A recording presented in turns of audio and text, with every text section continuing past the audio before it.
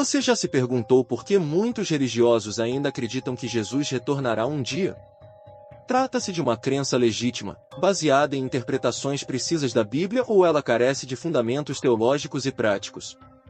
Também já lhe ocorreu que, sempre que surgem movimentos ou pessoas que dizem ser o Messias, ou que afirmam trazer alguma grande revelação, são automaticamente taxados de heréticos ou que se trata de algo criado pelo homem para iludir os crentes? Não lhe causa algum estranhamento que existem instituições focadas em condenar sistematicamente qualquer possibilidade desse retorno de Jesus? Neste vídeo, examinaremos uma teoria que mostra de forma fundamentada e lógica que a crença na volta de Jesus cria um paradoxo, atravessado por diversos interesses institucionais de controle das narrativas da escatologia cristã. O paradoxo da volta de Jesus.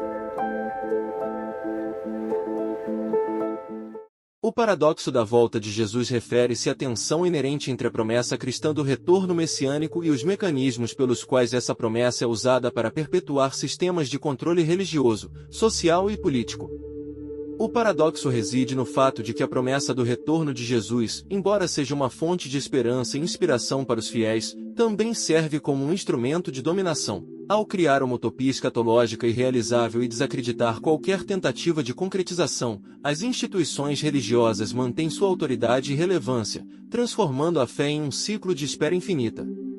Esse mecanismo mistura esperança divina com controle humano, perpetuando a ilusão de redenção sem jamais permitir sua realização. O paradoxo da volta de Jesus combina esperança messiânica com controle institucional, criando uma utopia irrealizável que perpetua o poder das elites religiosas. Vamos refletir agora em detalhes sobre todos os pontos relevantes que sustentam essa ideia. A expectativa do retorno de Jesus e os mecanismos de controle religioso. A expectativa do retorno de Jesus, central na teologia cristã, é um paradoxo que revela tanto a esperança messiânica quanto os mecanismos de controle religioso. A Bíblia, por um lado, constrói uma narrativa apocalíptica que mantém os fiéis em constante antecipação de um evento transformador. Por outro, estabelece critérios tão vagos ou inacessíveis para o reconhecimento desse retorno que, na prática, inviabiliza sua concretização. Essa tensão entre promessa e negação sistemática dos supostos falsos cristos não apenas perpetua uma espera interminável, mas também sustenta um sistema teológico que depende da manutenção de uma falsa esperança para preservar seu poder social e material. Essa dinâmica pode ser observada em três níveis principais: 1. A criação de uma utopia escatológica irrealizável. 2. A institucionalização do controle sobre as interpretações das Escrituras. E 3. A utilização da esperança como ferramenta de controle social. Cada um desses níveis será explorado em detalhes, com referências adicionais que fortalecem a análise crítica. A Bíblia como criadora de esperança e guardiã da negação. Os textos bíblicos são ricos em promessas escatológicas. Passagens como Apocalipse, capítulo 22, versículo 20, diz: "Venho sem demora", e em Mateus, capítulo 24, versículo 42, "Vigiai, pois, porque não sabeis em que dia virá o vosso Senhor", alimentam a crença em um retorno iminente de Cristo, associado à justiça final, à salvação dos eleitos e à derrota do mal. No entanto, o mesmo cânon que anuncia essa esperança também previne contra qualquer reconhecimento efetivo do evento. Jesus, em Mateus, capítulo 24, versículos 23 e 24, afirma que surgirão falsos cristos e falsos profetas, capazes de enganar até os escolhidos, enquanto na primeira carta de João, capítulo 4, versículos de 1 a 3, exige que todo suposto mensageiro seja testado pela doutrina cristológica tradicional. Esses critérios criam um círculo hermético. Se alguém surgir alegando ser Cristo, será automaticamente suspeito. Se não surgir, a espera continua indefinidamente. A Bíblia, assim, constrói uma utopia que, por definição, não pode ser verificada, pois qualquer tentativa de concretização será desacreditada como engano de Satanás ou uma ilusão puramente humana. O filósofo alemão Friedrich Nietzsche, em sua obra, O Anticristo, criticou duramente a moralidade cristã como uma forma de submissão psicológica. Ele argumentou que a promessa de um reino vindouro serve como uma forma de alienação, desviando os indivíduos de suas responsabilidades terrenas e encorajando-os a aceitar passivamente as injustiças do presente. Da mesma forma, o sociólogo Emile Durkheim, em sua obra, As Formas Elementares da Vida Religiosa, explicou que as religiões tendem a criar símbolos coletivos que unem as comunidades, mas também podem funcionar como instrumentos de coerção social. No caso do cristianismo, a promessa do retorno de Cristo atua como um desses símbolos, unindo os fiéis ao redor de uma esperança comum, mas também imobilizando-os em relação às mudanças sociais concretas. Além disso, a ambiguidade das profecias bíblicas permite múltiplas interpretações, o que dá margem para que líderes religiosos manipulem essas expectativas conforme seus interesses. Por exemplo, a passagem da segunda carta de Pedro, capítulo 3, versículo 8 diz: "Um dia para o Senhor é como 1000 anos, e 1000 anos como um dia", é frequentemente usada para justificar a ausência de Cristo por séculos, sem questionar a validade da própria promessa. Essa flexibilidade interpretativa torna a narrativa escatológica uma arma poderosa nas mãos das elites religiosas. A negação sistemática e o controle sobre a verdade revelada. Ao longo da história, inúmeras figuras e movimentos surgiram alegando ser mensageiros divinos ou representantes da segunda vinda de Jesus, como os Mormons, os Adventistas e até grupos como os Testemunhas de Jeová. Cada um deles foi rejeitado pelas instituições religiosas dominantes, não apenas por divergências doutrinárias, mas porque qualquer reconhecimento de uma nova revelação ameaçaria a autoridade das estruturas eclesiásticas existentes. A negação sistemática desses movimentos, muitas vezes com base em versículos como a segunda carta aos Coríntios, capítulo 11, versículos 13 a 15 diz: "Falsos apóstolos disfarçados como apóstolos de Cristo", serve para manter a Bíblia como única fonte de autoridade, impedindo a renovação ou crítica ao status quo teológico.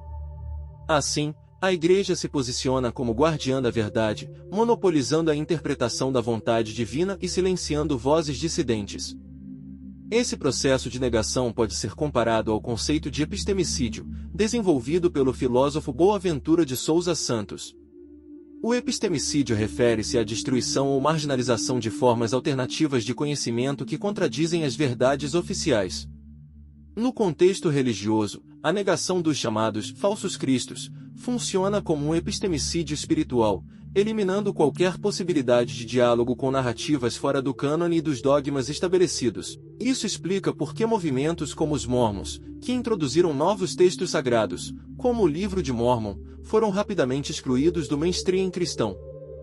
Outro exemplo histórico relevante é o Concílio de Nicéia, 325 d.C., quando o imperador Constantino organizou um encontro para definir os cânones do cristianismo oficial. Textos apócrifos, como o Evangelho de Tomé, ou o Evangelho de Maria Madalena, foram rejeitados porque desafiavam a narrativa ortodoxa. Esse tipo de exclusão continua até hoje, garantindo que qualquer novo movimento ou revelação seja visto como herético, antes mesmo de ser avaliado.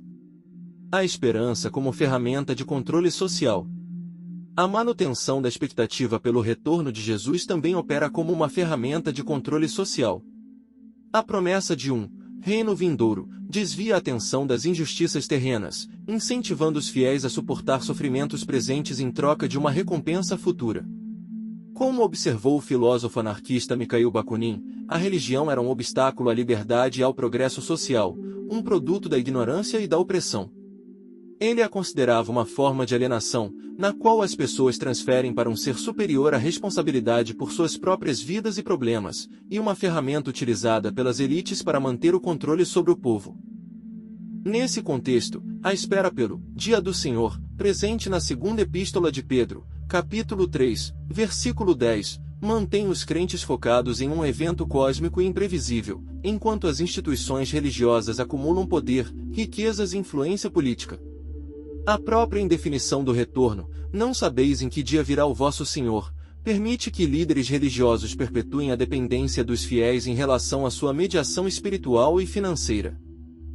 Essa dinâmica é evidente no fenômeno dos dízimos e ofertas.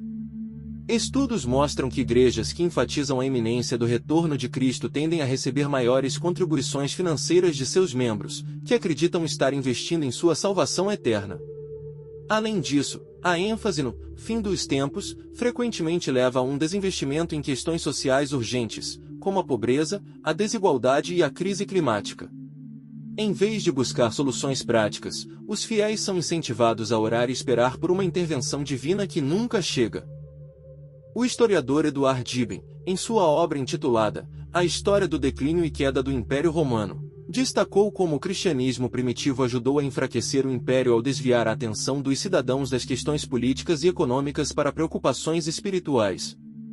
De forma semelhante, a moderna indústria religiosa monetiza a ansiedade escatológica, transformando em lucro material e poder institucional. O medo de perder o poder, a raiz da negação. A negação dos falsos cristos não é apenas teológica, mas profundamente institucional. Se um movimento alternativo fosse aceito como legítimo, ele não apenas invalidaria séculos de doutrina tradicional, mas também ameaçaria a hegemonia das estruturas religiosas estabelecidas. A Igreja Católica, por exemplo, durante a Reforma Protestante, viu seu poder desafiado por figuras como Lutero, que questionaram sua autoridade interpretativa. Hoje, a rejeição de novas revelações ou Messias reflete um medo tácito de que a perda da narrativa escatológica tradicional implique a perda de relevância, recursos e influência social. O retorno de Jesus, se ocorresse de forma inquestionável, dissolveria hierarquias eclesiásticas e redistribuiria o poder espiritual, algo que as elites religiosas têm interesse em evitar. Esse medo é perceptível nos discursos de líderes religiosos contemporâneos, que frequentemente alertam sobre os perigos da heresia e da apostasia. A mídia evangélica brasileira, por exemplo, dedica grande parte de sua programação a combater movimentos considerados heterodoxos, como o pentecostalismo progressista ou o misticismo africano. Essa retórica não apenas protege o status quo, mas também reforça a ideia de que a verdade está concentrada nas mãos de poucos. Entre a esperança e a ilusão. A dinâmica entre a promessa do retorno de Jesus e a negação de seus supostos portadores revela um esquema teológico que, ao mesmo tempo, alimenta a fé e a aprisiona em um ciclo de espera infinita. A Bíblia cria uma utopia escatológica que, por sua própria natureza, não pode ser realizada, pois qualquer tentativa de concretização é automaticamente rotulada de heresia. Esse mecanismo, longe de ser meramente doutrinário, serve aos interesses das instituições religiosas, que lucram com a manutenção de uma falsa esperança. Enquanto os fiéis aguardam um Salvador celestial, as estruturas de poder terreno seguem intocáveis, protegidas pela própria narrativa que lhes garante legitimidade. A espera pelo retorno de Cristo, assim, torna-se tanto um símbolo de fé quanto um instrumento de dominação, um paradoxo que, ao misturar esperança divina com controle humano, perpetua a ilusão de redenção para além das fronteiras do tempo. E você, o que pensa sobre o paradoxo da volta de Jesus? Na sua opinião, ele faz sentido? Deixe aqui nos comentários o que pensa sobre este assunto. Não esqueça de se inscrever em nosso canal. Curta e compartilhe esse vídeo. Obrigado por ter chegado até aqui. Nos vemos nos próximos vídeos.